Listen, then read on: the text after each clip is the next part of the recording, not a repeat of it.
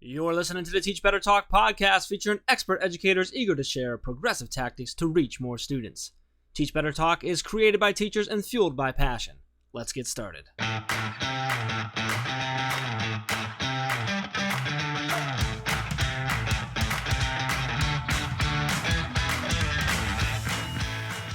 Hey everyone, welcome to episode 144 of Teach Better Talk. My name is Ray Hewart, and as always, I am with my funky friend, Jeff Gargis. Funky? Really? Why funky? Yeah, funky. I meant it in like a cool way because I want to talk about something that I think is really hip.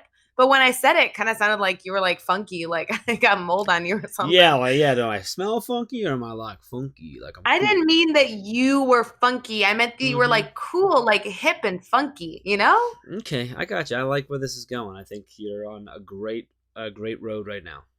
So let's just keep it going. Keep it going. You got this. I had other words too. Okay, hey Jeff, this is where we went today. Get over it. This is where we're at today. Let's just go with it. It is what it is. I do have to say we are recording on a Tuesday, and while that is out of character for us, we usually record on Mondays. This episode with Charles, who I know we're going to get to that a little later, was so fun. It was totally worth changing up our entire schedule to make sure we could record with him as soon as possible. Totally worth it. And he mentioned one of our friends actually in one of his stories. And I thought that it might be fun to kind of dive into that a little deeper. We didn't really get to do that in the episode, but you know Mr. Michael Earnshaw. I do. And all the things that he is doing with punk rock classrooms. Will you tell us a little about that? Because we should have, taken the time to dive deeper, but Charles had so many amazing stories that we thought we could cover this in the intro instead. Yeah, so this punk rock classrooms, it's not like a business, it's just this movement that a couple guys put together. So it's our good friend Mike Earnshaw and then his buddy Joshua Buckley, and it's just them they're embracing this like former lives of being punk rockers and just loving punk rockers, being punk rock, and bringing sort of that mindset into their school. So sort of this like passion for what they're doing, this unity, because if you've ever been at a punk rock concert, it's crazy. You're slamming, but it's unity. Everyone's together, right? It's all about the music and the passion for it and stuff.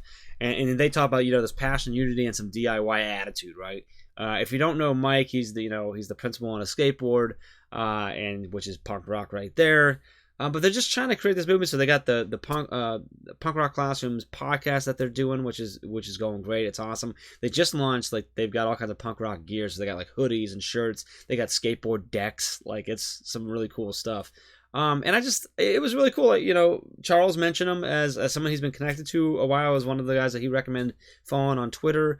We were just talking, and I agree with you. It's just kind of a cool thing to highlight, and we talk about highlighting teachers all the time, but we also talk a lot about, and we actually mentioned this in the episode with Charles, but Chad says this all the time, so therefore we say it all the time, that like for every problem there is in education, there's a solution somewhere in someone's classroom, right? And it's all about sharing. It's all about getting out there. Let's collaborate. Let's connect. We now have the technology because of this thing called the internet that allows us to do this. And these are just two guys that are just trying to take their passion for punk rock and their passion for education and changing lives of both the teachers they work with and the students that they work with, and they're trying to share that out to more people so that they can continue to impact more people. And I just, me, I love that. Like, that's so cool. I love when people are just like, I have something to share, I want to share it, and if I can impact one other kid, it's all worth it. And that's where these two guys are. So if you're not already following them, go ahead, Ray. No, I was gonna say the other thing that Charles noted was the power of Twitter. And the reason I feel like that connects so well with, I know you're going to have everybody go follow the punk rock classrooms at Punk Classrooms. And you have to go follow, obviously, Mike Earnshaw and Josh Buckley. But, the power of Twitter has really come across like twofold in this episode, because I connected with Mike Earnshaw at IdeaCon last year, would that have been 2019? And I was at dinner with all these people that I only knew via Twitter. I was with Adam Welcome, Ryan Sheehy, Principal L. I was with Bradford Hubbard. I was with, Mike Earnshaw, all these people who got together simply because they were connected on Twitter. They, saw each other at conferences, and they decided to meet in person at an education event, which is awesome, and just talk shop over dinner. And, if you look at how the trajectory of that continued, right? Obviously, people continue to be connected, sharing each other's stories on Twitter, learning from each other on Twitter. Earnshaw came to the Teach Better conference. There's just so many different ways that you see people connect that I really think that Charles hits it on the head, that it's not only important to connect with people on Twitter, but connect authentically and continue to build those relationships with, which is clearly, Punk Rock Classroom is all about just this movement of, staying connected, bringing cool stuff to classrooms, and just trying to inspire and lift up those around us. So it's so neat that people are working towards these types of missions right now. Yeah, so make sure you go follow at Punk Classrooms, and make sure you follow. If you follow them, you can then connect both with Josh and with Mike, and get connected with them as well. So show them some love. Go follow, get some gear. I've got a hoodie coming my way. I'm excited about it. I'm like pumped for this hoodie to show up Jeff, it's so nice that you bought me a hoodie. Thanks, bud. Yeah, appreciate that. That's exactly what I did. So on that note, yeah, if you got one, I'm sure you also sent one to my house too in Illinois, right? Obviously, that's exactly what I did. It's exactly. Do you know when it's being delivered? I really like a cool sweatshirt. It's sometime in either this year or next year, or never. I'm not sure. One of those three. The mail's really slow. Yeah, you never know. It's slow. That Illinois mail. Anyway, let's talk about this episode here. So, which is a really good episode. And like you mentioned that we record kind of our off day. So we normally record, we always do our recordings on Monday nights. Sometimes we have to shift things around, like when I was traveling. I was in in Michigan yesterday. I didn't get back on time, so we had to shift things around. Charles was like, hey, can we jump on tomorrow? We made it happen. Here we are. Totally worth it. So Charles Williams, he has been an educator for just about 15 years now. He's been a teacher, a couple of different roles as a teacher. He's been a mentor lead teacher. He's been an assistant principal, and he now serves as a principal. He's been the principal for almost 7 years now, and he serves as a principal at a K-8 charter school just outside of Chicago. He is just super passionate about getting out and sharing what he does, and has been speaking for a long time.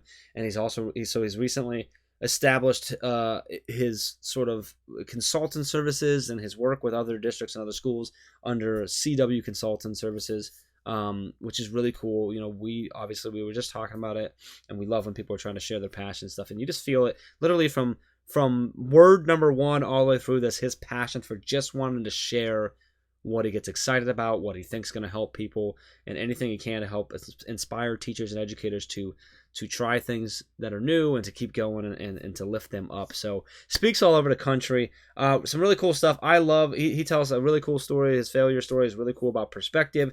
He gets into a lot of different ways to look at it, being authentic and being yourself. And you got to listen all the way through, because when he talks about his permissions that he does, it's just really cool. I really love how he sets that up for his staff and what he does when he talks about walking the walk. Is just really, really cool. I'm super excited for you to dive into this episode. Ray, any last little tidbits you want people to make sure that they're listened for specifically? Yeah, guys, let's do this. There's too many tidbits. Let's just get into it. And with that, let's get into episode 144 with Charles Williams. Hey everyone, it's Ray. We're going to get right back to the episode, but we have to talk about Mastery Chat real quick. Hashtag Mastery Chat is our conversation every single week over on Twitter, happening Thursday nights at 7 o'clock Central, 8 o'clock Eastern. I never thought a Twitter chat could be more intense, but holy cow, do I love Mastery Chat nights. Really rich discussion, educators from across the world, and I always leave with a new idea that I'm ready to use in my classroom Friday morning. Don't forget to mark your calendars for Thursday at 8 o'clock Eastern, and we will see you over on Twitter. Now let's get back to the episode.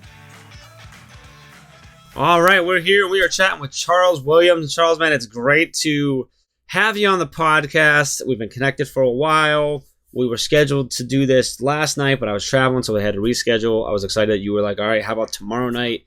And we made it happen. Here we are. Super excited to kind of dive in, learn about your story and all the things that you do and what you're doing at your school. But before we get too deep, man, just want to see how you feeling right now. I'm great. A little tired. Been a long day. Covered tutoring this afternoon after school was out. Rushed home, made dinner. I am the chef of the family, so kind of rushed through dinner, but super amped. To have this conversation with you guys. Charles, I am so stoked that we're finally getting to this recording because when I woke up this morning and checked my calendar, I was just thrilled that it was finally the day that we got to record with you. So, for our listeners, if they don't know everything about you, would you mind kind of sharing with us, all that you do in education? Sure. So I currently am a principal of a K through 8 charter school on the far west side of Chicago in the Austin neighborhood. And I've been there for about 4 years. I've been a principal now for 6, but been in the field of education for about 15 years now. I started off as a teacher working with EL students, moved over to ELA students, uh, became a lead teacher, mentor teacher, and then moved up to an assistant principal. And like I said, I have been serving the last 6 years as a principal. That's really cool. And I know you also have, you're a consultant because you do a lot. It's CW consultant, right? And because you do a lot of speaking and stuff like that. So can you give us a little insight into like what that is, where that came from, why is that a thing? Yeah, absolutely. So I throw my hat into the ring for everything, and so I've always been a speaker. In fact, when I was in school, one of my passions was theater. Wanted to go into radio, TV, and of course, through a crazy journey, I ended up in education, and I still had this passion then to be able to speak and talk to people, and I realized that I could combine both of those, right? Being able to speak to people and then share my experiences, my passion for education, put those things together. And so I started presenting at conferences. Just said, "Hey, I'm going to go do this," which actually transpired into people asking me to come out and train their teachers.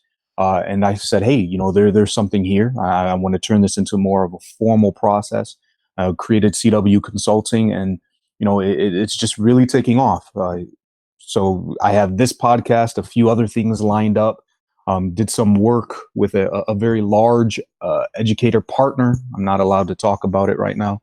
Presenting at a conference in Schaumburg coming up. So it's just really exciting how quick this is taking off and the work I get to do. What conference in Schaumburg are you at?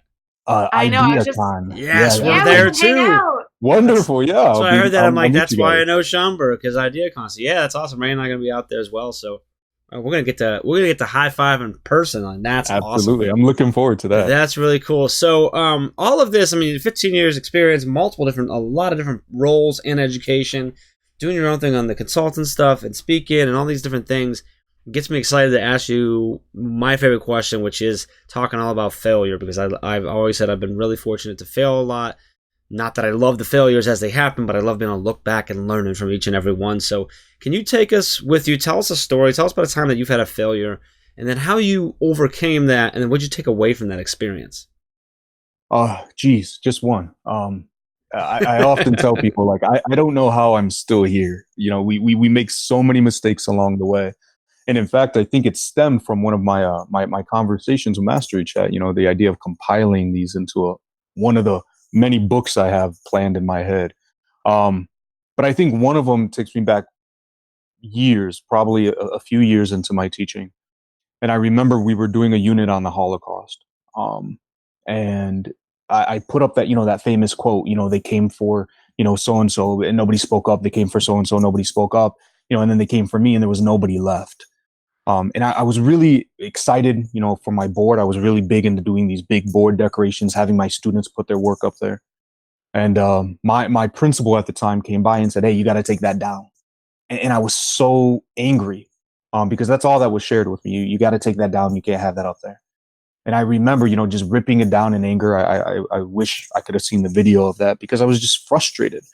Um, and then later we had a conversation about why, which I didn't realize that at a recent board meeting, there was an individual who used that to attack the board members. And so what she was really doing was protecting me because she didn't want the board to make connections between me, and this individual. And for me, just to kind of get wrapped up in this whole political nonsense. And years down the road, right, I realized as I became a leader that oftentimes our perspectives have to shift, right? And we see things, kind of from the top of the mountain. We see all these moving pieces together. Um, and we have to make sure that our people are protected. In the time, I didn't realize that, I made a mistake. I got angry, I got frustrated. And I sat down and spoke to her. And even then I didn't get it. But years later, I realized, oh, that's what she was doing. She just making sure that I was taken care of. And so I try to take that now, and make sure that not only are my people taken care of, but that I communicate that to them. You may not see this aspect, but here's this piece, and just tying that in. And that's such an important piece of that communication, because it was something that she was doing in a positive light and for a good reason. But it wasn't there, and you just didn't quite understand it. And so to take that away, I think that's an awesome takeaway that you have from that you now implement in your day to day and how you lead and how you communicate. So that's awesome. That's exactly what we look for in that question. I love it. So now let's flip it. Let's talk about a successful moment you've had. And this can be something big or something small, but tell us what happened. Why was it a success for you? And what did you take away from that experience? I think that the one I'm definitely going to have to talk about is that last February I was presenting at the ESSA conference about vocabulary. And after that presentation, it was the last session, like on a Tuesday, the ones that nobody go to. But my room was full of people, standing room only. So I was super excited about that. But after that session, there was a gentleman, a representative from vocabulary.com, who wanted to meet with me. He said, essentially, you are communicating everything that we're trying to do. We would love to collaborate. But also from that, there was a representative from one of the regional offices. And that's where everything kind of kicked off for me. She said, I would love for you to come out to our district, train our teachers. I have some contacts that they're looking for the very same thing. And that's where this whole thing was kind of born. And so I wasn't sure where it was going to go, super excited. I had to kind of walk out with confidence on something that I had never actually done before, in that realm. But like I said, it is really launched and is taken off. And so I would want to say, if I think about successes, that's probably the biggest one at this point. Charles, something I've really loved in all the stories you've shared is your, storytelling. You're constantly talking about sharing your insight, sharing your as much value as possible with people, whether it be at conferences or with staff or, learning from somebody sharing with you. I just think that's really valuable and so important right now in education for people to continue to share and support everyone around them. So if I had to, ask you to pinpoint, what really drives you, what fuels you, what gets you excited about education and all that you're doing, what would that be? I don't know if there's a single thing, right? I'm part of this equity work in CPS, which really gets me excited. Just the idea that we're talking about something that has been, impacting education for such a long time and is, essentially been kind of swept under the rug, right? We don't talk about certain things, but we're tackling this work, head on. So I'm part of 2 different working groups there, and it's super exciting to have those conversations.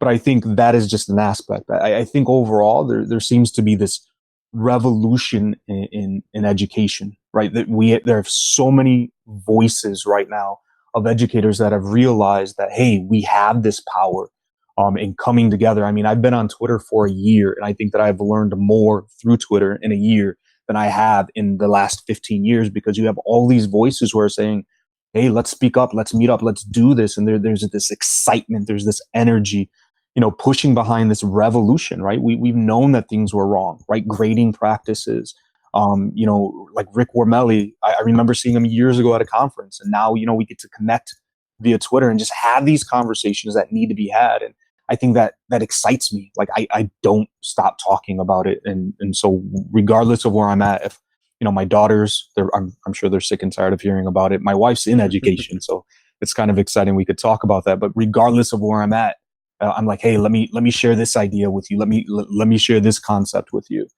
So I think that's just overall, right? That whole revolution to say things have got to change. And I think we're priming the system for those things to take place. Oh, I love that. Twitter has done, oh gosh, so much for me. I'm thrilled. I couldn't agree more. Absolutely. So when it comes to advice, question 5 always has to do with advice. And advice is funny because you actually not only can provide advice, from being a teacher, from being a principal, also from, training educators to just be better.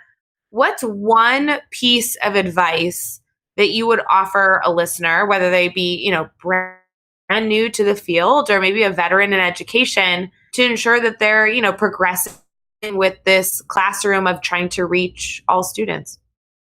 So I think, one of the things is to be authentic, right? To be yourself. There are so many different concepts and ideas and, things out there, right? And I think one of the potential downsides of education on social media is that, a lot of people like to talk about, hey, I'm doing this and I'm doing that, right? And even I'm one of those people. And it's easy to forget, that we're all people, right? That we all have struggles, that we all have make mistakes. And I think that if you try to be somebody you're not, if you try to take on too much and try to, you know, try to adopt something just because somebody else is doing it, it doesn't mean it's going to be successful for you, and you're going to struggle, and you know you're not going to get the results that you want. So to take a step back and say, hey, what is going to work for me as an educator? What's going to work for me, for my students at this time, right? And take those pieces, right? Mold them, make them into what works for you, and then run with that. I tell my teachers all the time that I bring in plethora of resources, but it's okay for them to tell me, hey, I can't work with this, but I found this other thing I want to do, or I'm going to utilize it in this way. And I always tell them, what, I don't care. As long as our students are growing, as long as you guys are being successful, then that's all that matters in the end, right? So just owning that, right? Being authentic with yourself, being okay with being that, right? And making it yours. Oh, I love that. I want to talk to you. So from your leadership standpoint and trying to be that way yourself, but also instilling that belief and that mindset in your teachers. How are you in your school? How are you creating that culture where teachers know that they can say that to you, they can talk to you about that, they don't have to be worried that you're gonna force them to do it or retaliate because they went against you? And I think that's a question that's being talked about a little bit amongst leaders and administrators about how do we create this culture of it's okay to take risks, it's okay to try something new, it's okay to be authentically you. You don't have to do everything I say. I'm just giving you tools, just giving you tips. Like, what have you found that it's working for you? So yeah, I think that's one of the the difficult things, as you mentioned, is that teachers, right? Like if an administrator says, "Hey, it's okay for you to fail," right? I think a lot of times they're thinking, "No, this is a setup, right? You're going to catch me, right?" Mm-hmm. So I think one is not only communicating that, but actually, walking your talk, right? Allowing teachers to fail and kind of guiding them through that and saying, hey, it's okay. We're all in this together. So it's definitely not something that happens overnight. I've been preaching it for years. And I think, being at this school now for my 4th year, people are really starting to say, hey, it's okay if we try something. It's okay, because he's going to back us up no matter what. But that also comes from something that, and I've shared this before. I don't think it's talked often enough. We always talk about relationships, right? Relationships with students, building positive relationships, but very, very few have I ever heard talking about the necessity of administrators building positive relationships with teachers, right? Really focusing on that. And so I've had to make sure that we've done that. So again, when I say it's okay to fail, because we have that positive relationship, they're trusting in me that I'm going to guide them and point them in that right direction. And I just explicitly say it. At the beginning of this year, I had permissions, right? A lot of people, and it said, you're always waiting for permission, right? And so even though we don't want people to always wait, I just gave them permission off the bat, day one. I said, look, these are your permissions, right? And part of that was permission to grow, permission, to learn new things. And in the process of that, you're going to fail. And that is okay. That was day one. I want you to learn. I want you to grow. You are going to fail, and that is okay. And so that has to be communicated. It has to be practiced, and then you have to build those relationships to make sure that, they're actually going to believe you when it happens. I love that. I love the permissions. And while you were saying that, I was thinking to myself, so often when you start somewhere, a job, class, whatever, you get a rundown of like the rules and the guidelines, which are all the things you're not allowed to do. Right. And I love that you're flipping. You're like, here's the permissions I'm gonna give you, and this is one of them. And then you nailed it when you were talking about like you have to walk that talk, then right? You have to walk the walk. You have to show them like, hey, I'm not just telling you this, and then I'm gonna get you. I'm telling you this, and then you're gonna mess up, and then now I'm gonna show you that I was real, I was legit here, that I've got you, and that's gonna help that relationship build so much that when they're like, okay, he's for real. He is telling me the truth, and he does have my back, and now I can do this, and so that's awesome. I love that. I appreciate you sharing that with us as well. So let's have a little bit of fun here. What we're going to do now is we're going to do the next 6 questions, and your goal is to answer each one in 15 seconds or less. You ready to go? All right, let me try. All right, what is one EdTech tool you could not live without? So, as administrator, I'd say Remind, but I've recently been turned on to Voxer, so that's pretty cool. Nice. Give us a book that you're reading right now. In between books, tons of articles, but I have to throw out probably my favorite one, which is Relentless. I'm sure you guys hear it all the time. Yeah. Give us up to 3 people we need to follow on either Twitter or Instagram today. Sure. So Mike Earnshaw with the Punk Rock Classrooms. In fact, just found out he lives not too far from me, so that's exciting. A huge fan of Jennifer Gonzalez with the Cult of Pedagogy. In fact, listened to one of her podcasts today on the way home. And then I would say Matt Miller with the Ditch. I don't remember the exact handle, but I was a huge fan of his during the Ditch Summit this winter. Yeah, Matt, Ditch that textbook and a bunch of stuff. All right, those are 3 good ones right there. Give us a good YouTube channel or website for educators. So I'm going to throw this one out there. It's called Get Epic. That is one that my teachers have been in love with. Apparently, there's a ton of online books kids can read. There's tons of resources, and they've all fallen in love with this thing. So I don't know it personally, but I'm going to throw it out there because they love it. Get Epic. Give us a daily, weekly, or monthly routine every teacher should get into. I'm going to say 2 really quick. Just reflect. Pause to reflect. Think about what went well, what didn't go well, and how you can grow. And just finding that balance, right? Taking some personal time and saying no work, right? Spending time with family, whomever, and just balancing. Love it. And what is the best piece of advice you've ever received? I was raised by my grandparents, and my grandfather, I don't know if he didn't actually give it to me, but it's a poem called The Man in the Glass. And that's just being true to yourself, and regardless, you could fool everybody else, but you have to be true to yourself. Ooh, wow, that's good. I like that. Yeah, that's a great one. I really like that one. That's a golden one right there, for sure. Yes, I love it. I think he did all right, Ray. Yeah, he did. I mean, I'm going to give you the Teach Better the Talk trophy's trophy going, for all right. sure. And he's a Chicago guy. You know that he was going to get the trophy regardless. This is value on value. You can hand deliver it. Oh, done. Yeah, seriously. You named like a ton of conferences, all of which we're going to be at this year. And you're only a few hours from me. So I'm going to drive up and come meet you tomorrow. Yeah. Come on over. It'd be great.